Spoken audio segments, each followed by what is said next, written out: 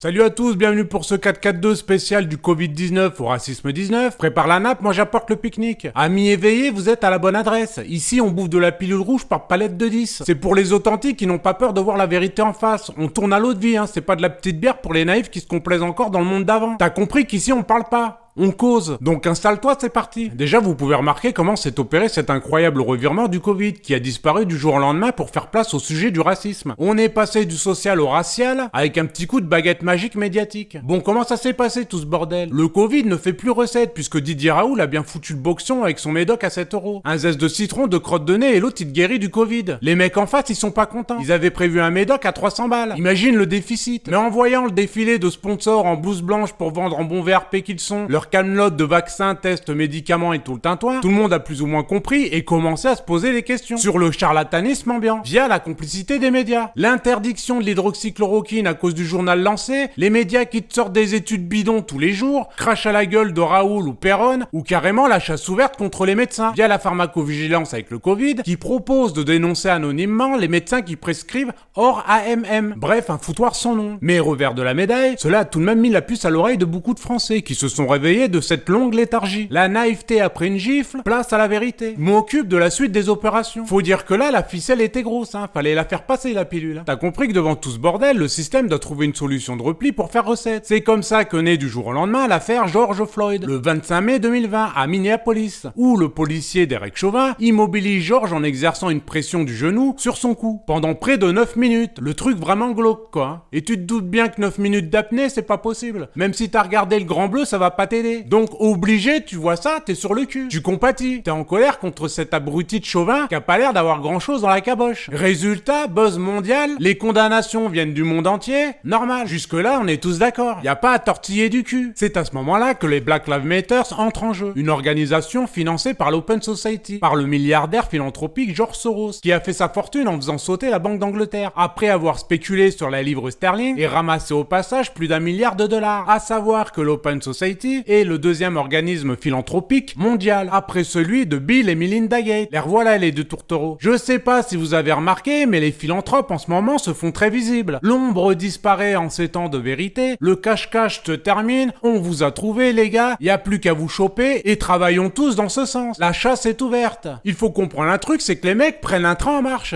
La mort de Floyd. Sur une situation réelle ou pas d'ailleurs, on s'en fout. On va greffer une carotte, on va diriger la situation pour déclencher quelque chose. Ici, c'est clairement de faire tomber Trump. George Soros a injecté 28,3 millions de dollars au cours des 3 premiers mois de 2020 dans des groupes démocrates, histoire de voir Joe Biden à la Maison Blanche. Comme Trump a viré à coup de pompe dans le cul Bill Gates en retirant ses thunes de l'OMS, l'autre il se dit que la fessée cul nu c'est peut-être pour bientôt. D'ailleurs, Soros ne se cache même pas dans ses attaques, puisqu'il y a quelques mois à Davos en janvier 2020, il disait « Son problème à Trump est que les élections sont encore dans 10 mois. Et dans une situation révolutionnaire, c'est toute une vie. Ce sont des menaces à peine voilées qu'il fait en janvier 2020. Les plans étaient déjà dans les cartons de Soros. Donc, une pandémie suivie d'une guerre interraciale, c'est un bon moyen pour changer le cours de l'histoire et mettre Joe Biden au pouvoir. Biden, c'est celui qui renifle les enfants comme on renifle une proie. Je vous invite à vous renseigner sur ce taré de Biden. Ce mec est complètement dingue. Si tu crois pas en Dieu, avec lui, tu vas croire au diable. Je te le garantis sur facture. Bref, avec l'aide de Soros et les Black Lives Matter, les émeutes éclatent. Alors, faut dire que l'autre, c'est un cador, hein, pour déstabiliser un pays. Donc, manipuler une petite manif, c'est comme jouer à la marelle pour lui. Il balance la caillasse et quand il arrive au ciel, t'as un poste de police qui crame. 170 commerces endommagés ou pillés, des dizaines d'incendies, c'est le why complet. Lui, il est devant sa téloche, une main dans le slow bar à se gratter la couille et le bourbon dans l'autre main. Au niveau compassionnel, c'est pas le meilleur, Soso. Il regarde la télé comme toi, tu regardes Plus belle la vie, c'est pareil. Et il se marre autant que devant un film d'Eddie Murphy. Psychiatriquement, il est indomptable, le garçon, hein, faut le savoir. Imagine si Émile Louis avait réussi dans la vie en se retrouvant à la tête d'une compagnie d'autocars, bah Soros a réussi. Dans un autre domaine, évidemment, mais tout aussi néfaste. Après, ça dépend du point de vue. Par exemple, pour les inrecuptibles, Soros est un homme au destin extraordinaire, multimilliardaire, spéculateur de génie et avocat exalté de la démocratie. Devenu le bouc émissaire parfait pour les populistes, nationalistes et démagogues de tous bords. Donc voilà. Si tu regardes cette vidéo, sache que t'es un populiste, nationaliste, démagogue. Je sais, c'est chiant, mais c'est comme ça. Donc si t'es d'extrême gauche, sache que maintenant c'est terminé. Range ton didgeridoo, ils en ont rien à foutre en face, hein. Mais quelque part, j'ai envie de te dire... On s'en bat les couilles, s'en bat les couilles, on s'en bat les couilles. On est d'accord? Bref, et évidemment l'importation se fait dans de nombreux pays, avec une simultanéité parfaite, parce que Soso il a des billes partout, puisqu'il investit dans plus de 100 pays du monde. D'ailleurs, il se définit lui-même comme un homme d'État sans État. Pour Soros, le monde c'est comme une bataille navale, tu vois, un toucher-coulé. Il te place A10, il passe de l'autre côté de la table et met B6. Il est dans tous les camps, comme ça il perd jamais. Ah bah c'est pas la moitié d'un con celui-là. Il a l'habitude de déstabiliser des pays, c'est son fonds de commerce au type. D'ailleurs, pour les plus crédules, voici le rapport du Centre européen de droit et de justice qui a démontré les relations existantes entre plusieurs juges de la Cour européenne des droits de l'homme et les ONG de George Soros. Rapport que vous pouvez consulter en lien sous la vidéo. C'est énorme, hein. Le gars pilote les juges de la Cour européenne, normal quoi. De toute façon, c'est simple, hein. Dès que vous voyez l'Open Society, c'est que ça pue la pisse. Mais toujours planqué derrière les bonnes œuvres, comme Bill Gates. C'est des philanthropes, hein. Même si aujourd'hui, c'est synonyme d'enculé quand même. On va pas se le cacher. Bref, ce qui nous concerne, c'est la France, avec Assa Traoré à la manœuvre qui avance des similitudes avec son frère Adama et George Floyd. C'est le début de la pandémie raciale en France. Le système a très bien compris que les Traoré pouvaient faire oublier la pandémie et toute la merde qui en découle. C'est pas pour rien que Macron demande au gouvernement de se saisir du sujet. Et c'est pour ça que la ministre de la Justice, Nicole Belloubet, invite la famille Traoré à la discussion. Le gouvernement laisse la manifestation avoir lieu, chie à la gueule de la police au passage dans l'acte 1, et t'as même France Info qui donne des conseils pour participer à des manifestations interdites en toute sécurité. Donc à ce moment-là, comme par miracle, ça ne pose aucun problème de distanciation ou autre truc à la con. Alors qu'on fait chier tous les Français qui peuvent même pas acheter un slip de bain à Decathlon sans porter un masque. T'as l'impression d'être à l'entrée d'une boîte de nuit à chaque fois que tu rentres dans un magasin. C'est vrai. Petite parenthèse, je raconte ma life. Ma femme voulait s'acheter un sac isotherme chez Leclerc. Ça fait partie de la panoplie des sorties en plage. Et là, il y a une connasse de vendeuse qui lui dit de pas toucher au sac. Sauf que bon, faut bien le toucher pour le ramener à la baraque, le bordel. Un mot en entraînant un autre, on monte vite dans les aigus. Sauf que ma femme, elle gère la clé de bras. Je me suis interposé, sinon elle t'aurait fait entendre l'os qui pète. Pour elle, c'est comme un chant d'oiseau d'entendre ça. Elle te refait la symphonie numéro 5 de Beethoven, y a pas de problème. Elle a l'oreille pour ça. Ah, elle est gentille, ma petite femme. Quand tu la vois comme ça, couper du persil, rire avec les gamins, tu lui donnerais le bon Dieu sans confession. Mais énervé, faut éviter les calembours. Tu comprends? Bref, tout ça pour vous dire qu'ils nous font chier avec leurs conneries, mais qu'on n'est pas tous logés à la même enseigne. Ça dépend du bénéfice. Enfin bon, passons. On va remettre les choses dans l'ordre. L'histoire d'Adama Traoré, est-ce que c'est du racisme? Déjà, il n'a pas été arrêté pour un contrôle d'identité, mais dans le cadre d'une procédure judiciaire. Et il a fait face à des gendarmes qui étaient eux-mêmes noirs, pour certains. Donc, c'est assez hallucinant de voir ça comme un crime raciste, avec les médias qui suivent le sens du vent, histoire de bien monter la mayonnaise. Petit rappel qui a son importance, Assa Traoré avait déjà tenté de combattre le racisme en infiltrant les gilets jaunes. Elle le dit dans une vidéo de vouloir reprendre le terrain contre des fachos gilets jaunes. Je rappelle que les gilets jaunes émergent du peuple sans revendication politique, syndicaliste ou autre groupe antiraciste. Il était question ici de social, bouffé à la fin du mois. Donc il y avait dans cette manif des gens de droite, gauche pour Mélenchon ou Marine Le Pen, pour le centre ou pour ce que tu veux, on en a rien à foutre, qui convergeaient ensemble, le combat qui touche tout le monde au passage, noir, blanc, arabe. À ce niveau-là, on est tous égaux. Et bizarrement, le gouvernement ne plébiscite pas ce combat. Il a plutôt tendance à soutenir les antiracistes, contre les gilets jaunes. Je vous laisse réfléchir pourquoi. Mais comme c'est un grand théâtre, il y a des figurants et c'est ce qui s'est passé avec les Traoré. Ils ont servi au système puis se sont fait éjecter comme de la merde. On a pu le constater à la manifestation du 13 juin en soutien à Adama Traoré, que le gouvernement a laissé faire, et c'est pas pour rien puisque d'un coup l'accusation d'antisémitisme apparaît. Et c'est souvent ce qui sonne la fin d'un mouvement qui veut émerger. L'antisémitisme étant l'arme la plus aboutie pour faire taire ses opposants. C'est récurrent. Vous le constaterez tout le temps ça. Comme à une certaine époque, avec l'anticléricalisme, fallait plutôt fermer sa gueule et dire que la terre était plate. Bon bah ça a changé. Un jour une époque. Bref, pendant la manif, dans une vidéo, on entend sale juif. On voit que la caméra se tourne automatiquement sur un jeune homme noir. T'as l'impression que c'est lui qui balance cette insulte. Alors que pas du tout. Mais c'est quand même bien fait pour qu'on le pense. Ajoutons à ça une chose très intrigante, la caméra ne se tourne jamais vers celui qui scande ses mots. Alors qu'il est tout proche du micro de la caméra, et 2 heures plus tard, c'est Valeurs Actuelles qui balance l'info. Donc certainement des proches du journal qui ont tourné ces images, ou en tout cas des sympathisants. Et ça, c'est un gros coup de bol au milieu de 15 000 personnes d'être à côté du seul mec qui balance cette insulte, qui n'a aucun intérêt, puisqu'en face, on a affaire à des identitaires qui dénoncent le racisme anti-blanc. Le clan clan Zemmour, Damien Rieu, Goldnaden, Messia sautent sur l'occasion contre les pro-palestiniens de la manifestation. L'amalgame est vite opéré. Ça sent l'infiltration sous faux drapeau. Cette histoire d'antisémitisme signifie la fin de la récréation pour la famille Traoré. C'est terminé, y a plus rien à voir. Ah ciao, bon dimanche. Toute cette mascarade permet de remettre les compteurs à zéro pour le système. Les gilets jaunes se sont vus piquer la vedette par le clan Traoré qui les soupçonne d'abriter des racistes. La gauche radicale fera le ménage et donc scindera le mouvement encore plus qu'il ne l'est maintenant, ce qui fera disparaître les gilets jaunes à terme. Mais comme l'État n'a plus besoin du clan Traoré, soutenu auparavant par Macron, ils seront traités d'antisémites, malgré l'antifascisme affiché, et disparaîtront comme ils sont venus. On a opposé le peuple gilet jaune contre le peuple banlieue, pour empêcher une jonction future et finalement les traiter d'antisémites tous les deux. Résultat des courses, la tension raciale au sein du peuple a augmenté, le combat antiraciste a échoué, il a même empiré, mais le combat contre l'antisémitisme surgit de nulle part, a enterré tous les opposants. Et tout le monde déteste la police. Je vous annonce